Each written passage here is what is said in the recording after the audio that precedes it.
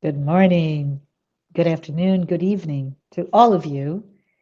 Thank you so much for joining the Spiritist Talk series promoted by the United States Spiritist Federation every Saturday morning at 11 a.m. Eastern Time. I am so very happy to be here today and host this talk by Anisio Resem, who will be leading our live with the theme Dealing with Psychic and Mediumistic Phenomena in Today's Secular World. If I may, I would like to also take a moment to announce a current initiative by the U.S. Spiritist Federation. The podla- podcast-like series, Psychology and Spirituality, A Bridge to a Better Life, based on the works by Joanna De Angelis, started this past February, just about a month ago, with weekly episodes that are live at 6 p.m. Eastern Time. This program called Psychology and Spirituality, they, as I said, are weekly talks and are based on the works by Joanna De Angelis, and they offer this safe space to confront, compare, correlate, and expand spirituality concepts from that psychological lens and bringing insights, actionable tips, and real world advice to help you and me lead a better life. So, if you haven't done so, please subscribe to receive notifications of each new episode at the United States Spiritist Federation YouTube channel. Now, my second announcement is if you look into the screen, please note there is a QR code, and if you want to help the United States Spirit Federation produce publications and any other initiative to promote Spiritism to everyone, feel free to scan the QR code and give your donation. Now, back to Anisio. Anisio, it is so good to have you with us today. And I'm sure, together with everyone, Anisio, who's watching this live broadcast, we are together giving this warm welcome to you. It is so, so good to have you here discuss a rather controversial topic, right? Yeah. Dealing with psychic and mediumistic phenomena. And I'm sure all of you are as eager as I am to hear from Anisio. And before he starts, I would like to formally introduce him. And just so everybody knows or get to know you better, Anisio Resem is a co-founder and the current president of the Spiritist Society of San Diego, California. He has been active in the Spiritist movement for more than 25 years. Mr. Resem has collaborated and studied at institutions like the Spiritist Federation of the State of Sao Paulo, FEESP, and the Allan Kardec Spiritist Center of Campinas, both in Brazil. Anisio has also studied, he has practiced mediumship within the Spiritist framework for more than 20 years. And professionally, Anisio has a degree in electrical engineering, and he has specializations in business administration and software engineering. Please take this moment to send your questions during the presentation using the chat window. I'd love to hear your comments, your feedback, your questions. Um, Anisio has reserved time at the end, and I think, Anisio, you may pop up some questions from the audience, so feel free to Mhm. answer back as he comes with some of those questions, and we'll together listen to you, engage with you, and in the end, hear your pointed answers to our specific questions. But with that, thank you so much, Anisio, and the mic is yours. Good morning, Marcia. Good morning, everybody. I can feel the energy already. We are so blessed to be here, and we really vow to be of service. So we can have a discussion today um, that can help us deal with something that we are in the very early stages of understanding, right? Um, Understand. What I'm gonna try to do to you is to bring a discussion to make us go through the process we have been going through as a society, as a community, in dealing with something that's fully not understood. So we are in the early stages of understanding mediumistic phenomena. In fact, if we can argue that that's not even considered right now as any sort of reality from science, and yet this is what we're dealing with. So take our conversation today as really as a, a small grain of invitation for us to talk and meditate and keep growing in this field. That's going to be I think this is going to be a field that's going to explode in the next centuries, in the centuries to come, right? But we have to deal with that right now. So think about what we see as a spiritist, and I assume that a proportion of the people that are here tonight watching this video at least consider the idea that we espouse that as human beings are not just the body, just the flesh. Human beings are much more than that. Human beings for us are spiritual beings. We believe that in essence, we are much more than the biological body. We believe we have something extracorporeal. We believe our minds are actually external to the body. And worst, we have lived before. We have had many experiences in the past. And chances are we're going to have many experiences in the future in the flesh.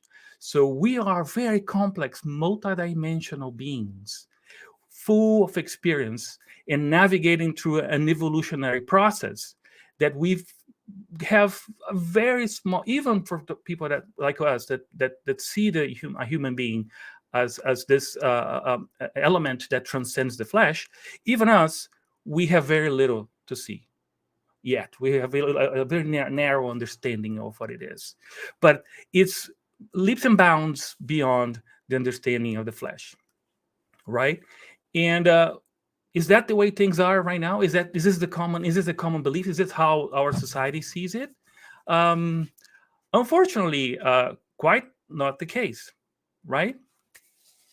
What is the dominant? What's the understanding of a human being today, right? So we are biological machines. So we are perceived right now through science and as local mind, which is the essence is everything is in the brain, everything is contained from the reactions that happen, chemical and electrical, that happen in our brain, and that's who we are. We are start as a fetus in our mother's womb when conception happens, and our life ends at the moment where the organs, the body, stop functioning. And the magic of DNA, DNA pretty much tries to explain everything, right? So where we're born with a code, right, that defines the way our body is formed, but then we expand that as well right now in terms of explaining and discussing most of the mind-related phenomena as well, right? And what is the problem of that? Right, there's a huge difference. There's many different aspects that affect this duality in two different ways to see a human being, right? So there are a lot of impact, and we're going to talk about one of them today, right? One of the challenges we have right now is that for most people, right, um, um, there's not much of a problem to embrace the physical reality, right? Because you can immerse yourself in your life. You can most people during their daily life deal with the five senses, right? And they navigate through this experience, hopefully with some love and compassion and some connection to some level of morality. But it's not really a big deal on the daily life. But this is not true for everybody. We have a percentage. We have a group of people among us, right, that have to deal with a phenomena that's a little bit more complicated to deal with, right? We call those that have an extra sensorial ability, sensitives, or we may call them mediums or psychics, right? So those people, uh, for some reason that it's not even considered yet by science, but they seem to have um, an ability to perceive things that are not easily explained through the biological model. That's what it is, right? And we're living in this society right now. We're living in this amazing world, right? But for them, for those that are dealing with those circumstances, things might not be as rosy as we would expect, right? I just this is where we are right now in terms of this wonderful world we're living in. I just used an artificial intelligence bot to create this image, given the prompt that what are the challenges for humans to grow their spirituality in in today's world with technology and so on. And this image was created by the artificial intelligence, right? And I think it captures the interesting that we're in this at this point of our society where we're starting to get this kind of help from machines, and I think it captures a little bit the anxiety that we might have to deal with. And how is it possible that with all this technology, with everything that has been given to us, with all we know right now, ready in a few more years maybe to have humans in Mars, science has not found yet the spirit? Why are we not there yet, right? And the answer to that is not that simple, but I will. I think there's other speakers, other lectures that we talked a lot about the evidence, all the experiments and situations that lead towards that. But there's no conclusive yet. There's no written stone experiments right now that can lead to this. And if we look back in history, let's try to get a little bit of help from history and understand how other expansions of a human understanding happened in the past. And we're looking right now to a microscope. So this is a version of 1800 microscope.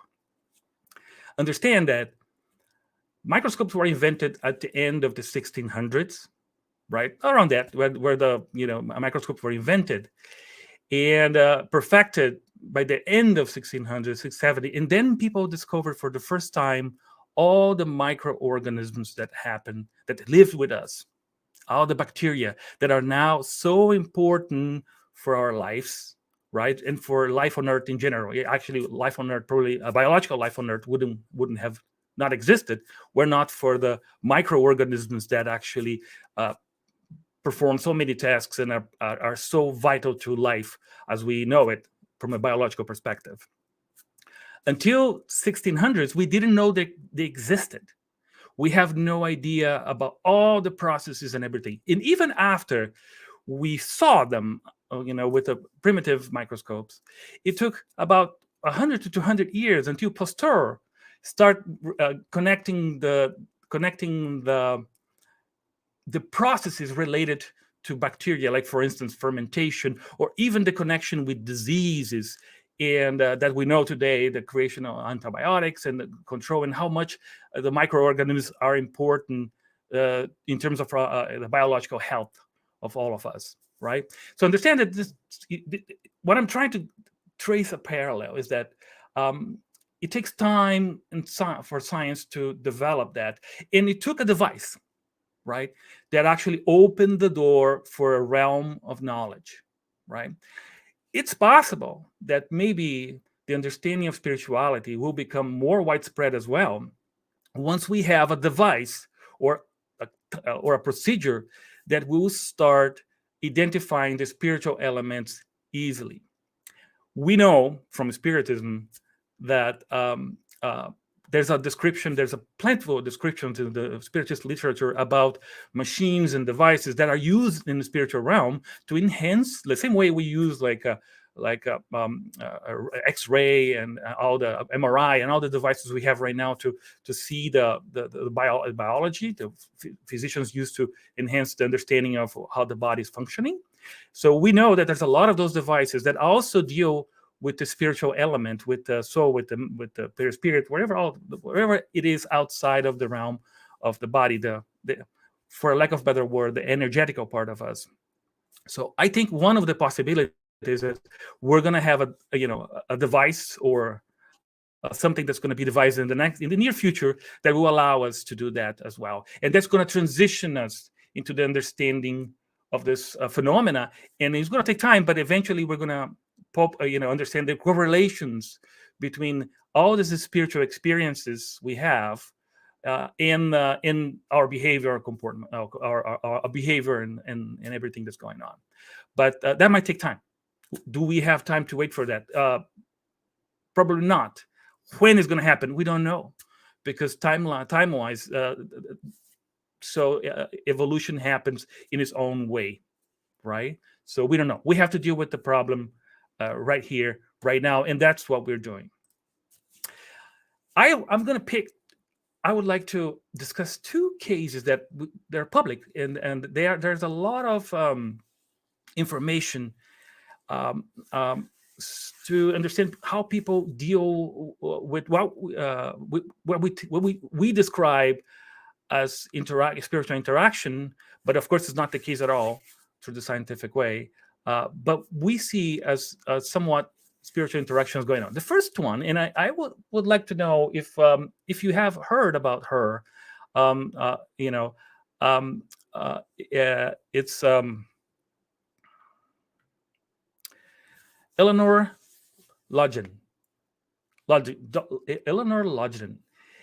She has done an amazing job of explaining the whole process a person may go through when you start dealing with the phenomena of interaction with spirit, with we think interaction with what she call voices, right? So she called voices. Let's use the terminology she's using. There's a TED talk. If you actually go to YouTube and you search for the voices in my head, a TED talk, you're gonna find her, and she goes through. Of course, I'm tempted to even play this video today, but it's so profoundly impactful because it goes through the whole phases people go through when they face this phenomena.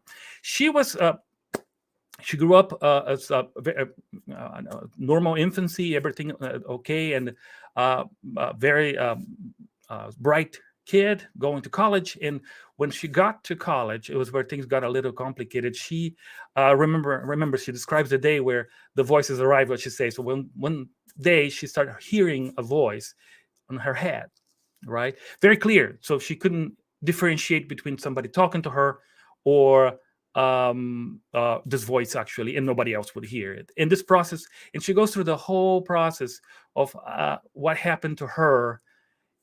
First the diagnose, then the various stages of the voices. First very compassionate, connected, helping, then frustrated, then completely horrifying and terrifying experience, right? And for her, of course, it was a life-changing experience. And she found she's part now of the Hearing Voices movement, a global movement that tried to connect people with that same experience. By the way, she's not connected to spirituality at all. She doesn't have any connection with spirituality. She dealt with the phenomena on her own, using logic and psychology and the best tools she have. And now she advises actually she proposes that that all those conditions are not pathological at all. And just to give you an idea, the Hearing Voices movement, which is not connected to spirituality, has hundreds of thousands of people subscribed to it. This is a phenomenon that hundreds of thousands, a percentage of people in our society face, no matter what, right? I strongly recommend you visit her, you watch her TED Talk on YouTube. There's another case I would like to bring to you. This case is from the life and of John Forbes Nash. He was made famous by the movie. I hope many of you might have seen it, The Beautiful Mind, with Russell Crowe, that got like 4 Oscars in the 2001, I think, right? Of course, the movie has a lot of freedom, right? And it's a Hollywood piece of entertainment. It's not a documentary, but it raised awareness of this problem and how people face this mental challenges. And John Nash, actually, if you know a little bit about his story, he was a bright mathematician, a prodigy. He came up with some of the most impactful mathematical theories of past century, specifically game theory, right? Which is a mathematical model to how to handle with competition. And he proved the Nash equilibrium. He proved that in a negotiation between multiple partners, there is one best solution. There is. And this changed commerce and changed a lot of the way we interact economically with one another. Is really impactful. He ended up receiving Nobel Prize for his work with game theory. And if you study a little bit of his life, you'll see how much he struggled with the same process, with the voices, with interaction. And let me give you a little bit of here's a more complicated case. You have to study a little bit. His interviews are not so clear. You have to dig a little bit in. But he was so bright, and he got the mathematical intuitions that helped him to formulate those theories. And at some point in time, the same channel started having a lot of complicated conspiracies and persecutions, and the voices and the ideas turned into a very dark world towards him, very antagonistic. And he took it, and he believed the same way he received the channel from the map source. He believed that all those ideas of persecution and to him were real. And he embraced those, which left him with a completely dysfunctional life. So, in a sense, he was hospitalized many times.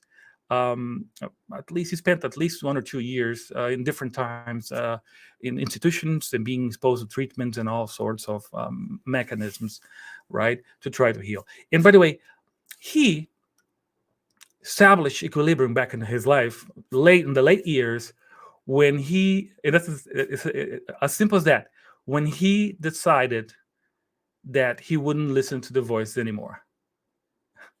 He just made a decision that the voices shouldn't be trusted with everything they told him, right? This is real. There are hundreds, if not millions of people, actually certainly millions if you think about the whole globe, of people dealing with this hyper ability, with this hypersense of perceiving things that through the material perspective are not there. It's just in their minds. That's not the case for us. What is us? Where do Spiritism come? Where can we help? What is the role of Spiritism in this phenomenon? I think this is something that we should talk about, and we should be very open-minded. Let's think about how we deal with mediumship in spiritism, or with people that have those sensations, those abilities to perceive extrasensorial things. Actually, they are the core of spiritism. Spiritism exists because of those people. The codification that Allan Kardec put together, right, to solidify the creation, the beginning of Spiritist ideas, right, was based on mediums, on people that had those extrasensorial abilities, and they educated them and transformed into a productive environment, right? So Kardec obtained all the teachings through mediums. So all those people right now that are capable of those things and are not exposed to understanding of spirituality they probably think it's a disease.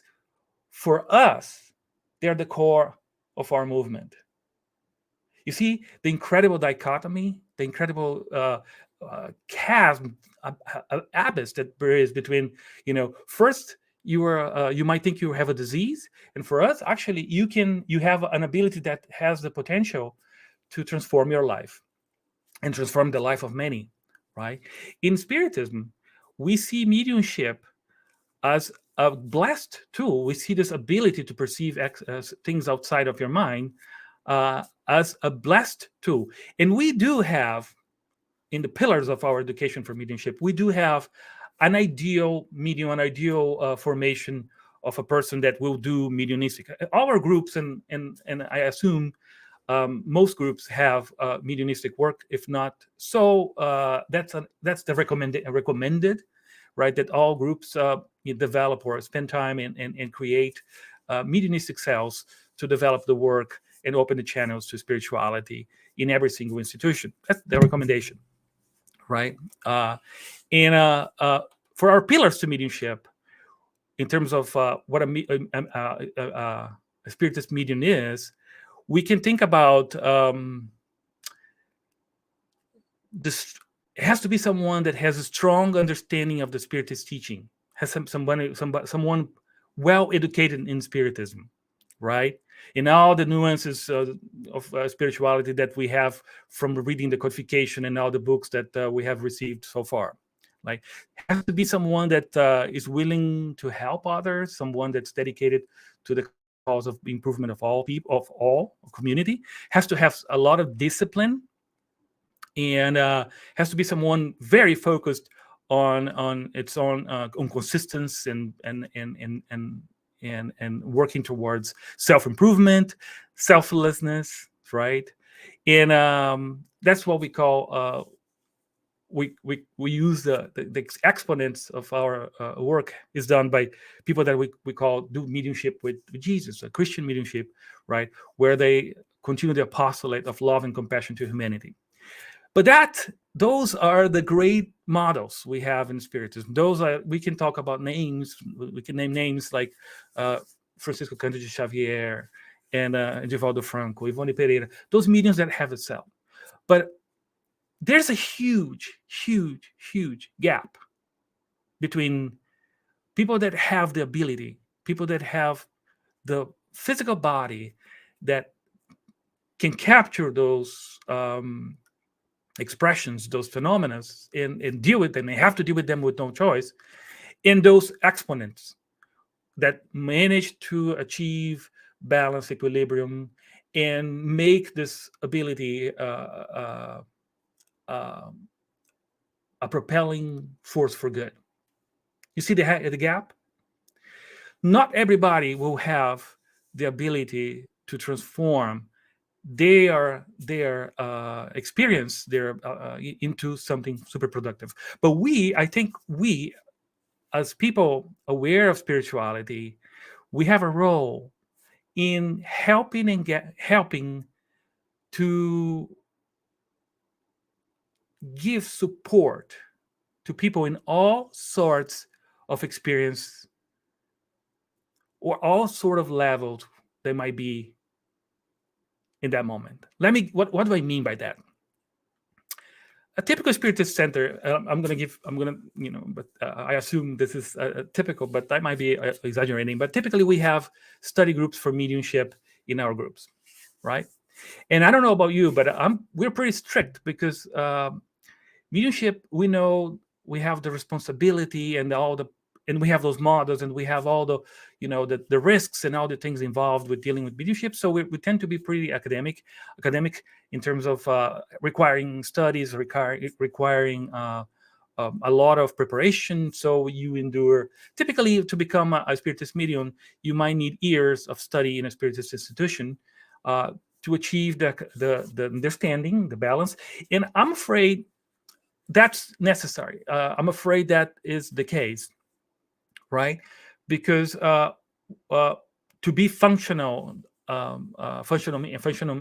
medium, eventually you're going to be tested in all those requirements. But my question to you, and I think the question to us, is how do we support those in the middle ground, those that have no choice other than dealing with the phenomena because it happens to them, but they are not ready or don't even want to become mediums?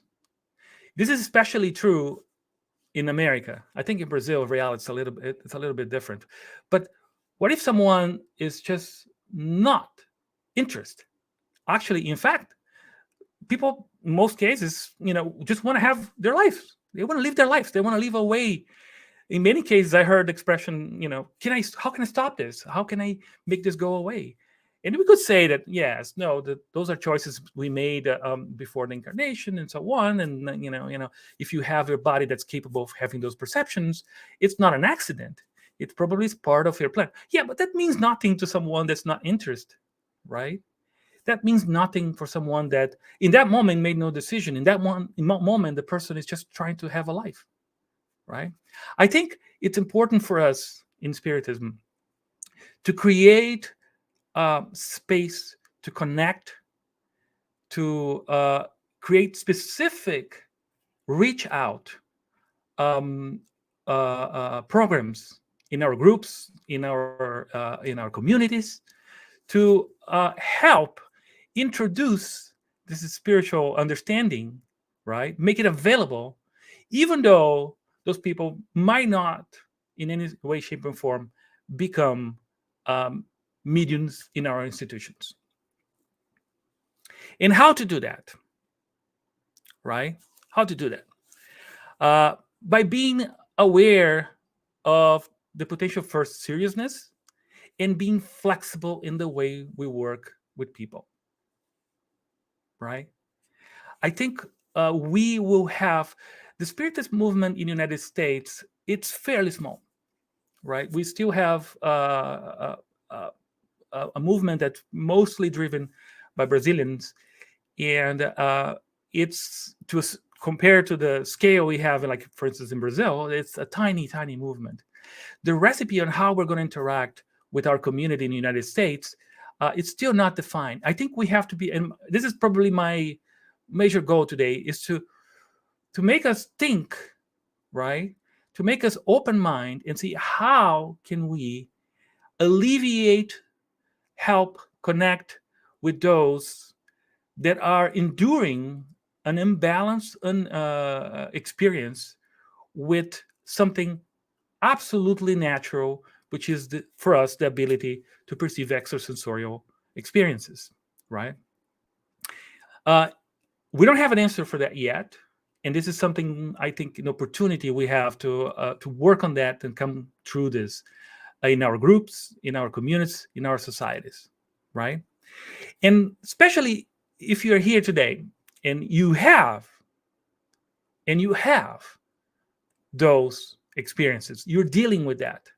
The first and most important thing is that everything is absolutely normal with you. That's the first thing. Everything is fine. Continue. If you are having any sort of treatment through medical help, continue that. Do exactly what they do, what they're recommending to you. We are an additional support on top of that, but we don't change in any way, shape, and form wherever physical treatment you might be going through.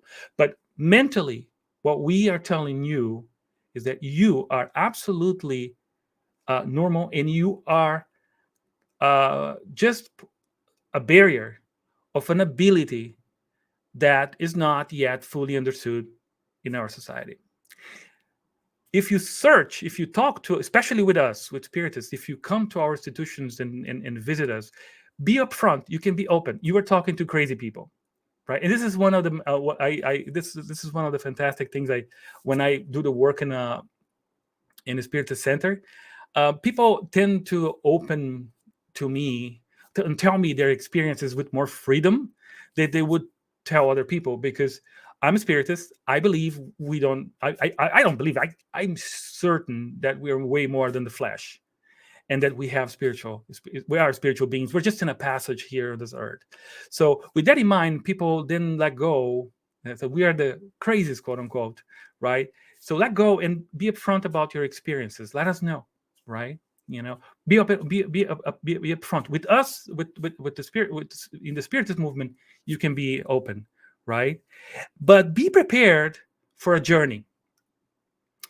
If you have those abilities, it's a journey.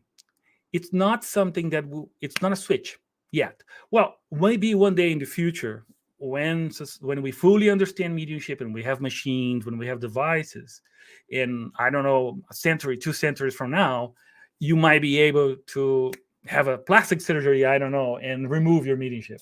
I don't know. Maybe it will happen. Probably. This is my wild guess.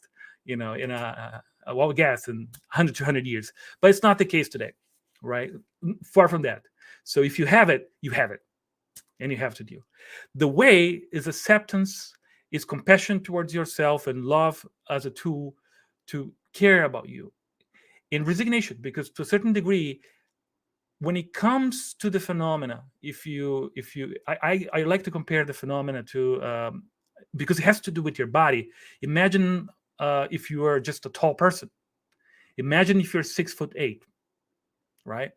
It's great if you want to play basketball, right? Basketball loved you because you be very capable of playing at a high level. But if you don't want to be 6'8", there's not much you can be done. That's the way your body is. Shorten is a very complicated choice. Nobody does that. It would be very destructive to you to make you shorter, right? So in a way, having the ability is the same thing.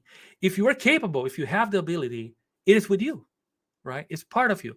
So the way to find balance is to find balance with your ability, is to achieve, and that is a journey, right? That is a journey that we have to do. On both cases, actually, I mentioned today, and that's why Eleanor is the same thing, especially Eleanor. She also made peace with the voices to have a functional life. Although without any spirituality, without the use of the resources we have, she made peace, and she decided to be compassionate with the voices, and then she had a balance. She was able to achieve a somewhat balanced life, although, of course, this is something that's not easy at all, right? I'm going to share one more thing before we move on. One of the one example, for instance, that I think we should do a better job in. I did a few weeks ago. We have our study groups that are more academic in the sense that they study the whole Spirits book before they actually switch to the Mediums book later on, maybe in a 2-year process, right? But we did the praying the practical exercise with praying. One day we reserve a day of the study, which we stop the book and we do a study on praying. And we focus on chapter 28 and 27 and 28 of the Gospel according to Spiritism.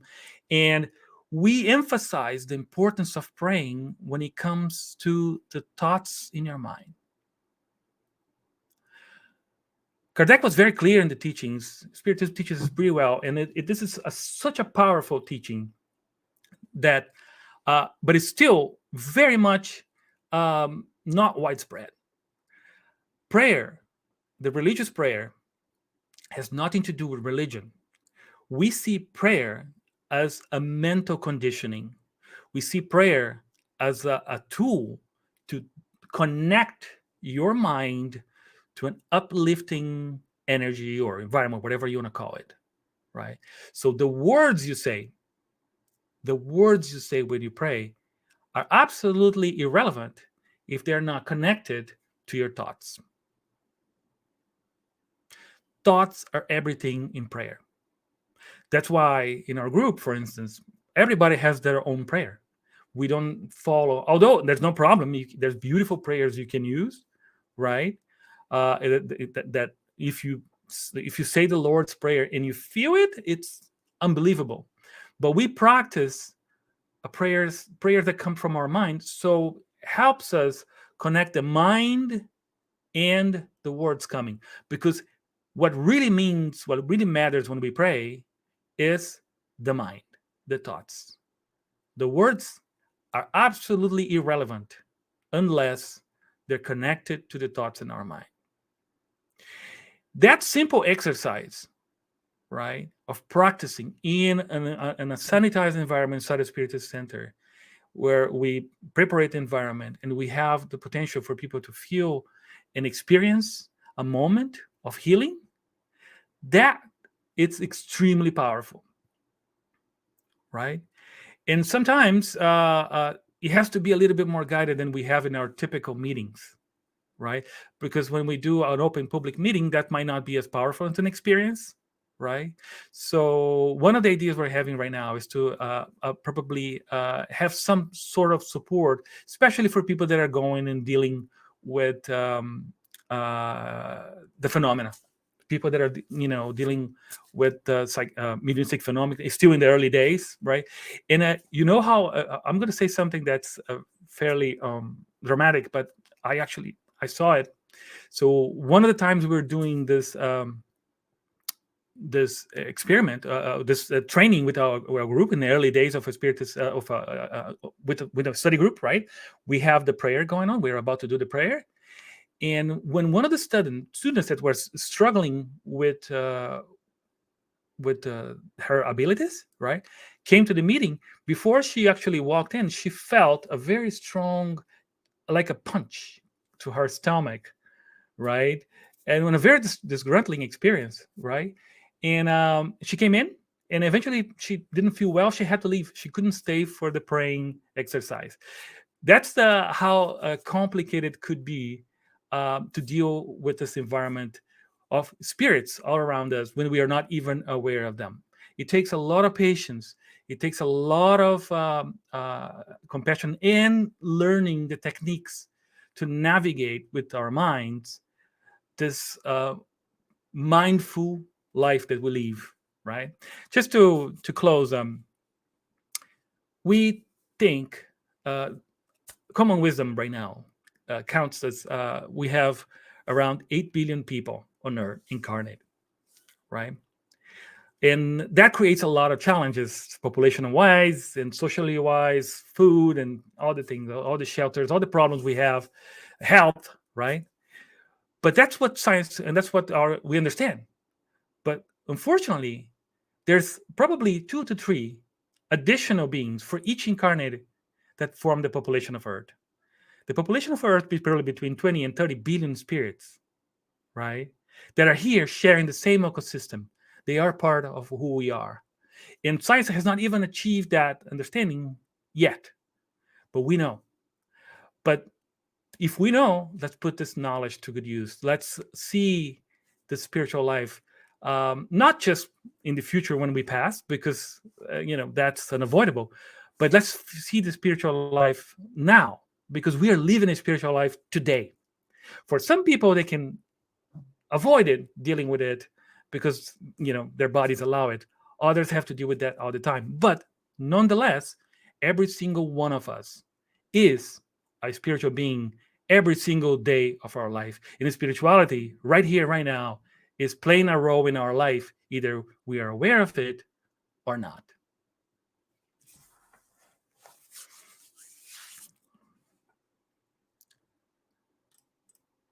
I think that's kind of a little bit of what I have for you. I don't know if you guys want to go through. Marcia. Hi, I'm glad to be back here to talk to you, Anisio. We have about 15, maybe even 30 minutes to talk. So let's see if we have any questions for you.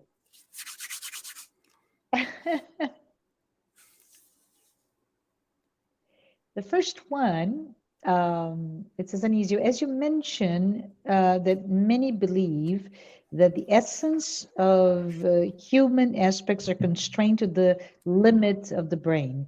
If we believe in that or not, what is then the most fundamental essence of our humanity? So I Yeah, think this is asking you not to think as a scientist, but as a humanist. exactly. And here's the thing. I'm an engineer of trade. I mean, I one of the things that really gets me nervous is when people compare the brain as to a computer. Have you heard that Mm, before? A lot of yes. people use that. A lot of people say, "Oh, the brain is like a computer." It's not. There's absolutely nothing to do between the brain and a computer. We understand computers. I myself have designed very simple computers in my own trade, right? I remember engineering, electrical engineering school. It's a Love it. digital machine, right? The brain is a completely different element, right? Mhm. Nothing to do with it. But because we understand so much computers, I think we try to shoehorn, we just try to connect those two things. And there are even there's a book about the evolution of artificial intelligence where they were mentioning that every single time of humanity, wherever the technology is dominant, tends to be used for everything. So, and they found some 1600, 1800 materials where they compared the brain to fluids.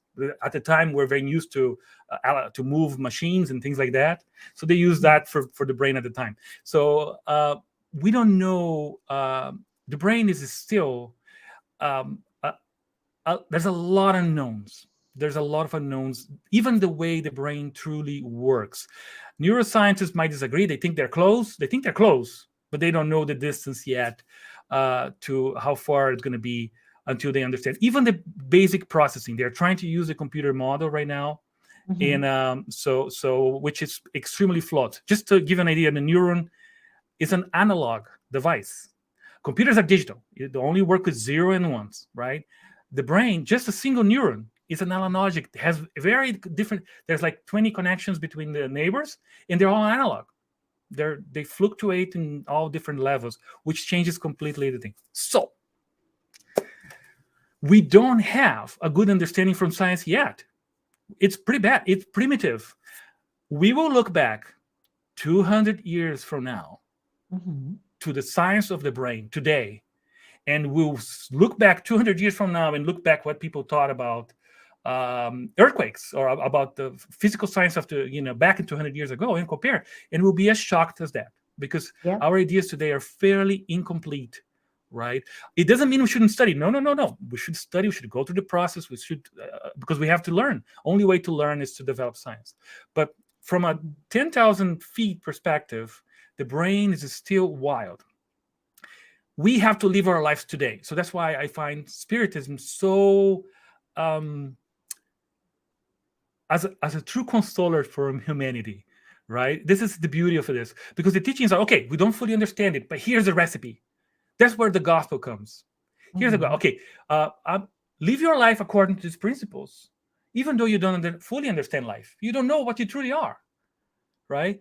So if you think about, there's a whole science of the spirit, right? Let's say this is the way it is, and the mind is external, right? We are. There's going to be a whole branch of science in the future to understand all the relationships, all the connections. We are in the very primitive stages of development of that understanding. Even us in Spiritism, the Mhm. descriptions we have from the spiritual world are superficial. They describe us superficial interactions, but there's going to be a lot of detail, a lot of specifics, a lot of forces, interactions that will come later on. Right now, we are in the infancy, kindergarten, maybe, of the development of that understanding.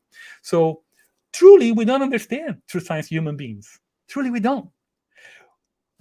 What the Spiritism and the spirits in the gospel tell us is that we are amazing beings. We are these creations of God that have no end in sight. That perspective is amazing. It's of a loving creator in a universe that we barely understand. But that part of the loving creator is all that matters for us. And I think that's the role of spiritism in our life right now. Propel us right now, even though we don't fully understand. We won't.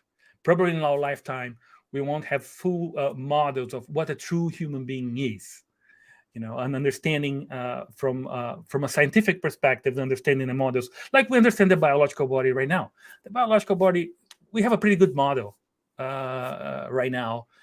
We have pretty good instruments. We have an MRI. We have all amazing techniques. So the biological body is pretty much well understood. But the components of the external element are not even. We're not even beginning. This is going to be a whole universe that will become available to us, hopefully in the near future, but who knows? Love it. Love it. Yeah. Thank you. Thank you so much for saying that. So there's another question. As the study of psychic phenomena focuses on the non-physical existence of spirits, how do they support the idea of life after physical death?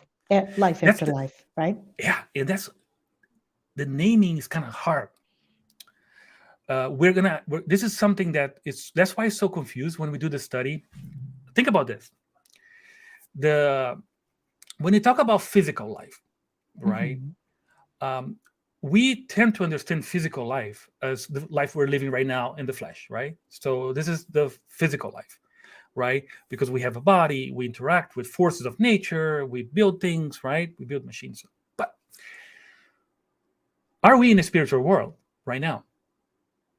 Yes, we are, because there's only one world. There's no different worlds. There's only one universe. There's only one God. Everything is one. We are in the spiritual realm right now.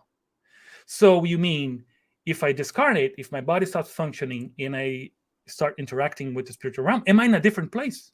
No.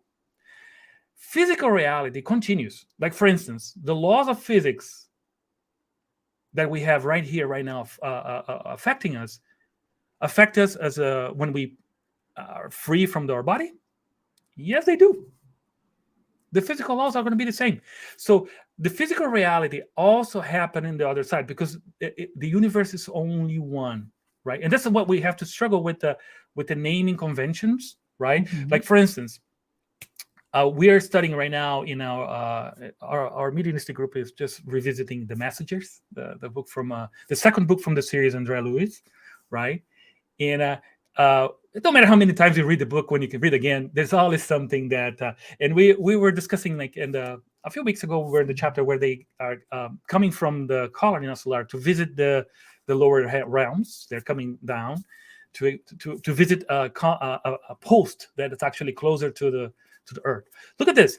There's a geography situation, right? They're coming from a spiritual city, and they're navigating through a place, to a topography. Like, they're moving throughout things, right? And they notice the different vibrations of places. They come from a better vibration, lighter, to a denser places, and then when they get close to the cross, you get denser. They see even types of vegetation.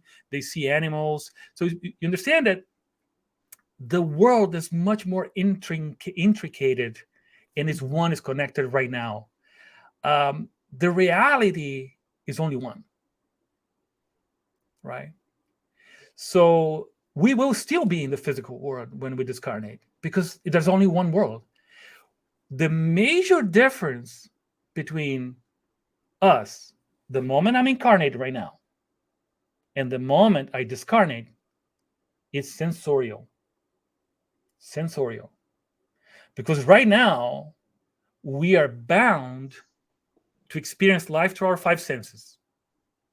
And many people manage that, but the people that have actually the sixth sense, they have no choice. They have to deal with that. But many people just deal with their life using the five senses, right? Physical senses, and they train their brain to that.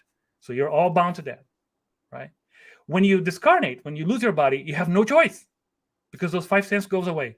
Then you are forced to develop your spiritual, the sixth sense, the channel that actually is calling the sixth sense just a natural sensorial system that our spirits have.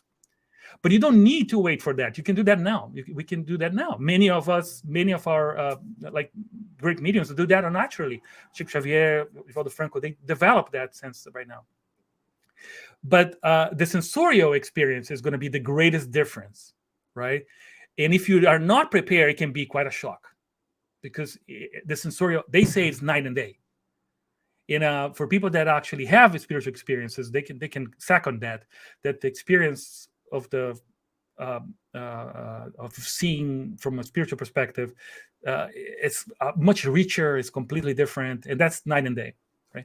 But still, you are experiencing a physical life, right? And that is a challenge for us, but is a challenge for us to equate those things, right? And the most important thing of all for us is that the mind is the same, right? The mind is the same. We're going to be us, right? And that's, I think that just that knowledge that we bring to the table, that your mind is truly who you are, right? That awareness probably is the most helpful piece of knowledge, even if you don't believe in anything of this, right? Even if you are like totally physical, it's all there is. This is all, whatever.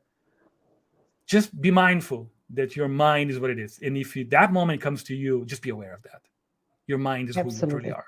Yeah, absolutely. It's really interesting for us to ponder on those concepts, right? Yeah. Regardless what you want, you will have to deal with your so-called sixth sense upon the corporeal death, the physical death, and that your mind stays the same because it's not located in the brain, but in your body, right? Exactly. And even the funny thing, but of course for us it's difficult, but the sixth sense we call it's truly who we truly are. It's the real one, right? It's the one we never lose, right? Yeah. But it's so far from us, especially us incarnated right now. So it's kind of that's a very good point, right? Yeah, it's so far away that we like, no, it's it's far not from me. us. It's so almost taboo concept. I'll worry about that later. Yes. All right, let's look for another questions. And we have, was mediumship a creation of Spiritism? That's an And awesome question. and what is the difference between psychic and mediumistic phenomena? Those are actually Is the pretty good same? questions. Yes, thank you. But they're very different. Very different. Let's do the first one. Isn't it amazing? Sometimes because Spiritism talks so much about mediumship, right? We think we own it. Sometimes we think like, oh, we own it, it's ours, right? So when we talk about mediumship, it's ours. Here in America, it's a little bit more difficult because there's a lot of, we are a small movement, and mediumship is everywhere in terms of the discussion and discourse. Here's the thing. One of two possibilities. Either mediumship is part of nature and is a natural interaction between spirits, or not.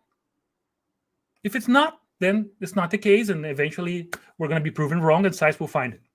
I don't think that's the case. I think mediumship is an integral part of an interaction between spirits. It's a natural process that happens, right, in the interaction between spirits, right? So because it's part of nature, it has been around since the beginning of time. Spiritual laws are laws of the universe as much as gravity, as much as electricity, as much as magnetism. Let me say that. For how long, let me ask you this question. For how long gravity has been around? If you like a little bit of science, you'll see that since the Big Bang, since the beginning of the universe, gravity has been around, right? It has shaped the way our universe formed. It hasn't made the planets we live in, billions of years of work. I mean, this has been around forever. So if mediumship is part of nature, when it started, exactly in the beginning, has been around forever. Dinosaurs had mediumship. Because if they had spirits, it's just natural. It's just a part of nature. But don't be confused with our awareness, because we tend to think about things once we become aware of them. They're new to us, right? And of course, we get this perception. But if mediumship is part of nature, it has been around forever. Once we fully understand, once science, because right now we are in a very early stages, and there's a lot of mysticism, a lot of because it's something that's there, but it's not fully understood. There's a lot of problems in understanding it. But eventually, we're going to have laws of physics. Those ugly things like math, F equal MC, all those things. They're going to be equations to guide the way mediumship work, because there's going to be a magnetic interaction between blah, blah, blah. Eventually, this is going to be down to death, right? Because it's no difference than gravity. We're going to have, hopefully, Newton did this for us in gravity, right? When he came up and understood and explained the relationships. There's going to be someone else. Who knows? Hopefully somebody. We need you, actually, by the way. Don't think we need that. We need that as soon as possible. We need someone to bring science and bring enlightenment to that area of knowledge. And we're going to have equations for that. So mediumship is part of nature and has always been. And you see that is always part of the process. Let's not be fooled because we are the one that talk the most about it. That's ours, right? It happens in all corners of Earth. It happens, everywhere. Everybody has to deal with that. We are blessed, especially being part of this movement, because we have been exposed to the understanding. We have been exposed to models to deal with that. And it's amazing when we see somebody come to work with us with a suffering, challenging, this unbalanced mediumship, and we see them thrive after years of balance, education, control, and equilibrium. That's a blessing we have, but it's a blessing that many people don't have. There's millions, if not billions, of individuals right now dealing with those problems without the enlightening understanding we have been exposed to. I have to say, Elcio Pires said, dinosaurs had mediumship? Explain, Anisio. He has, okay. Do animals, of course, I went a little bit further on this. Not mediumship as we talk about right now, right? Not intelligent mediumship. What you see is that mediumship, the interaction between the spirit of an incarnate and discarnate is natural. And will happen at all levels. For instance, animals. Do animals have spirits? Let me ask you. Do animals have spirits? You notice they do. They have spirits, right? They are not in the intellectual phase yet, right? But they have spirits. They have the we believe we're evolving, right? So we understand pretty well right now the biological evolution, right? We understand kind of well. We know that 1 billion years ago, or maybe more, we had only what? Bacteria on Earth. Only bacteria, right? That's the only thing we can find in fossils. Throughout this 1 billion years of biological development, the complexity of the animals start growing. We had dinosaurs at some point in time, they got extinct, and then we have us, right? But we are the great biological children of bacteria that lived billions of years ago. Oh, I love it. Don't we? My great-grandfather, bacteria. If you go back in your family history long enough, you find, and by the way, how do we begin our biological life on Earth? One cell. We make a 1 billion-year voyage in 9 months. Right? Beautiful. We're all connected, right? Yeah. So those spiritual laws we don't fully understand. Of course, I'm talking about something we don't fully understand. That's why it may sound weird to talk about mediumship in that. Yeah, it's not. This is just like, but the spiritual laws that we have today, once we fully understand them, we don't. We're still in the very early stages. Like once we fully understand them, they are part of nature and they have been around forever. The same thing. We understand gravity right now, don't we? We understand that matter attracts matter, and because our planet is super dense, attracts us to the surface. Let me ask you: did the dinosaurs deal with gravity? Yes, they did, because gravity was available over there for them. That's what helped them stay on the ground. The same way it does us, right?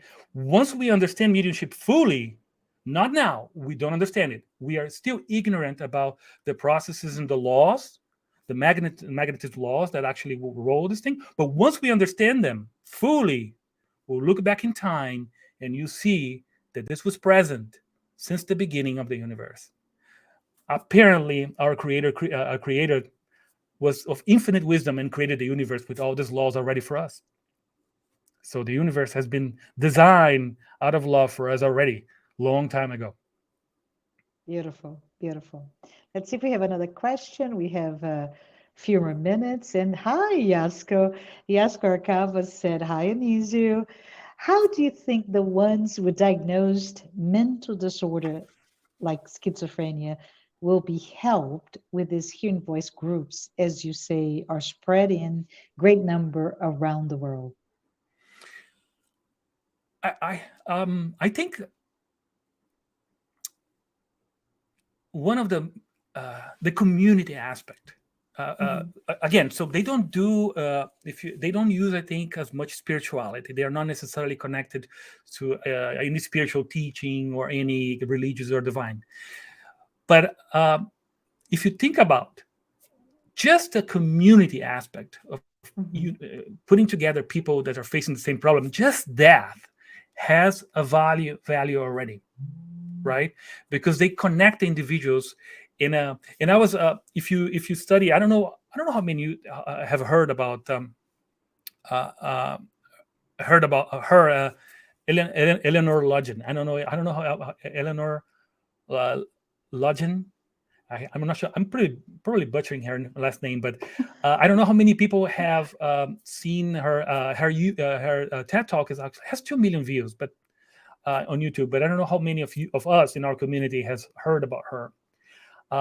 What I find fascinating about her and her whole journey, right, is that despite all the suffering, the conclusion she reached is the same we do. We in Spiritism conclude that interaction with spirits should be compassionate, should be loving and warming. So we should have this manifestation of love and compassion to all beings, right? She reached the same conclusion to her voices, in a sense that she improved her. She found some level of balance in her life when she decided to be compassionate to the voice and accept them the way they are. You see that she followed a completely different path, right? But the destination is sort of very similar. Of course, we can potentialize mediumship to the extreme productive because we have the understanding of the external mind and interaction with other beings. She cannot go there, but she can find the balance. She found the balance to the process. And that per se, to me, although it's like much more difficult, it's like, think about, I took my kids to a Japanese restaurant a few days ago, and my little one was trying to eat with sticks, and he was struggling with it. And eventually, he got a fork, and in transition to that. And here's the thing: there's many different ways to do the same thing. But for someone familiar with sticks, it's much easier. There's many paths. We in Spiritism, we have the freeway. God gave us the freeway. We have a freeway. There's no blocks. We have a highway freeway with no traffic lights, direct. We are the problem, only us. Not the environment. We're given everything, right? Nice. Most people don't have freeway. They barely have, a winding path between the bushes and forest and thorns that they have to go through. We have the freeway. Spiritism is the freeway. Yeah, they need a machete, right? They need a machete. They need to turn down stuff to go through. We have the freeway. Yeah, awesome. Let's use it. Awesome. Yeah, thank you. Thank you, Anisio. This is very insightful. Let's see if we have another question. From a Spiritist view, how to understand the expanding limits of human knowledge, especially regarding psychic and mediumistic phenomena. When will we get there? And I think you mentioned that before, right? Yeah, I think we didn't answer the question about psychic and mediumistic as well. Yeah, We let's didn't. I don't yeah, think let's so. do Let's go back yeah, there. Yes, yes. yeah, Thank you. we skip that. Uh, well, the proposition I think is more like this. I'm not sure if this is a full agreement, but let's give you one answer for that. Don't take it as the Mhm. only one, right? Psychic phenomena usually we tend to think about people that are able to control the experience themselves. So um, it's still connected to the sensory to the sixth sense. But for instance, let's say there's a lot of people that do remote viewing. I don't know if you are familiar with the remote viewing movement, right? There's a big movement in America. Well, big. Well, compared to us, big, but there's Big a lot of groups enough. that, Yeah. yeah, yeah. So if you Google remote viewing, you're gonna find a lot of groups, people that get together, and what are they working on? They're working in out of body experience. They try to develop techniques, right, to propel this out of bodies experiences where they can go and see things. They call, I think the way they call it, remote viewing. That's it. They don't do anything else. They don't talk about anything else, right? It's solely focused on the experience, not necessarily a religious experience, not necessarily connected to anything else. In a way, if you train yourself, and well, this happens in our spiritist work. It happens naturally. I throughout the years, I've seen many people that this happened without anything. We had a student in one of the groups that he would sit down to meditate, and boom, levitate. He would see the room. He would naturally get out of his body anytime he meditated. Right? He got scared a few times and stopped doing it a little bit. But here you go. It's a natural phenomenon that happens. We don't focus on it. In Spiritism, we don't necessarily talk about it, but it happens naturally. It's a natural human ability. So when you do it yourself, when you are the spirit involved, it's kind of a psychic ability. You're doing Mhm. it, you control. Mediumistic is interactive. So mediumistic, there's another mind, there's another spirit, there's another intelligence interacting with you and making it happen. Right? The sometimes is the definition. It's hard to know if you're having a psychic or a mediumistic ability sometimes, because in many circumstances the mentors propel you, the mentors take you, right, and you don't know, you're being carried, you just don't know, right? But the definition would be more like that: a psychic ability, that ability that you have independent of other spirits, right? You could do, and many spirits, many people have that ability of, we can talk about the greatest of all, I mean, Jesus, right? But there's more the stories. There's Barçanufo, what's the name of that medium in Brazil? Eurico Barçanufo. I think there's fantastic Mhm. stories about him. There's a story of him being in a classroom, putting the students to work and going to some sort of sleepy meditation, and uh, do some work in a remote place. So those experiences are more related to the psychic ability. So in a sense that it could have been, we don't know for sure, but when you do yourself. Mediumistic, fundamentally, there is an interaction. There's another spirit working with you.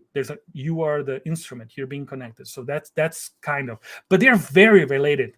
They're very interconnected, because the spiritual experience is connected to the spiritual body, to spirit, and all those things. So they're all very intertwined, but the nuance is important to keep it. Maybe we can say that all mediums are psychic, in a sense, but not necessarily all psychic are mediums. I like that. I like Yeah, that. probably Yeah. you can more or less Yeah. say like that. Yeah. Very good. So let's see if we can show that second question again. I think it was about the expanding human knowledge, right? That you Yeah, alluded to. Do you want to go to the next one, or do you want to yeah. talk about it? Just we have there's a lot to expand. We know nothing. Okay, let's just put this in perspective. We know almost nothing about this field. Mhm. We are extremely in the. I don't want to be mean to myself and to all of us, but we are in the very early stage of understanding. Don't think we understand mediumship. Mhm. Mediumship is going to be something that the only way you can understand truly right now is in the other side, is in the studies. You see that how much study is going to be happening the other side. But on Mhm. the flash right now, we have very little to no understanding. We are in the very primitive ways of understanding. Think about computers, right? Think all you know about computers. Now go back 500 years ago, and when people were doing computers with calculators with sticks, that's where we are in mediumship. We are working with sticks, right? This is a field that's going to expand tremendously. We are primitive. We are super, barely primitive in our understanding of mediumship. I might be wrong, but that's my understanding. I think we know the person that knows the most of the flesh right now knows very little. It's a knowledge that's not yet that has not yet come to the flesh yet, but I hope it's going to come soon. But depends on science doing work. I mean, right now, science is running from spirituality like insane. So they're not putting a lot of effort in. There's a lot of preconceived ideas against spirituality in science. I think there's a lot of other lectures. I think Sonia Doy did a very awesome lecture a few weeks ago. And the challenge is that but eventually what we need is just one person. We need like a Newton, or we need a mind, or even a Nash that will open up and just see the equations and bring them. And this is going to be a moment of tremendous growth for all of us, right? Yes, I think I love the idea. We need a Newton in our lives to explain. We need them. Yes, to explain the topic that you're bringing here for us today. It is just exquisitely delicious, in my opinion, but also beautifully difficult for many people to see. Because we don't know much. Yes, I don't know that we have any more time. I think we reached our time. Let's see if there is any additional questions. Otherwise, oh, there you go. Daniel Santos is saying, Anisio, would you say that all mediumistic phenomena is a psychic experience, but not all psychic phenomena is a mediumistic? I think that's what he just said. Yeah, that's exactly the point. I think that's the best way to put it. Yeah, you can say that. Yeah. And love what you said earlier in terms of the knowledge is being we're at our infancy stage on knowledge, including the knowledge of our body, including the brain, right? We started with the brain, and I was just thinking about it not so long ago. A spiritist, a Brazilian spiritist, who is also a scientist, started doing research on the pineal gland, right? And it's the same gland that many people in the history of mankind said that, why do we even need this gland? There's no purpose. We can take it off. And it's like, no. There's a direct correlation between that organic body and mediumistic capabilities. So I think, as you said, Anisio, there's so much for us to keep at it. There's so much for us to understand. But I want to say, if we don't have any time for any questions, Anisio, would you be so kind to say a prayer before we say goodbye today? Thank you. Absolutely. Let's say a few words. Mother, Father God, Divine Creator, please embrace all of us, the living beings of Earth, in our journey to embrace and open our hearts and minds to your love, to your compassion. Let's be grateful for the opportunity we have to be in this planet, to be in this home that received us with so much love and compassion. Let us be mindful of all the blessings that come to us every day. Let's be aware of all the things that have to work so our lives manifest. And let's bring from the bottom of our hearts all the gratitude we can muster. Mother, Father God, thank you very much. Master Jesus, the model, the example, the humble one. Thank you for welcoming us with open arms. And with that in mind, we humbly ask permission to our mentors and guides to close our work this morning. Thank you, thank you, thank you very much. Thank you. Thank you, Anisio. I want to thank everyone who has been with us watching today's talk. And those of you who have also been following this weekly program, the Spirit Talk series, please note that next Saturday, March 18th at 11 a.m. Eastern Time, don't miss our next live when we have Peter Hayes discussing self-discovery and inner search. He will be reflecting on why searching inward matters. And his talk is based on the book by the same name by spiritual author Joanna De Angelis in collaboration with Divaldo Pereira Franco. Thank you so much for all of you who have been here, and we'll see you next week.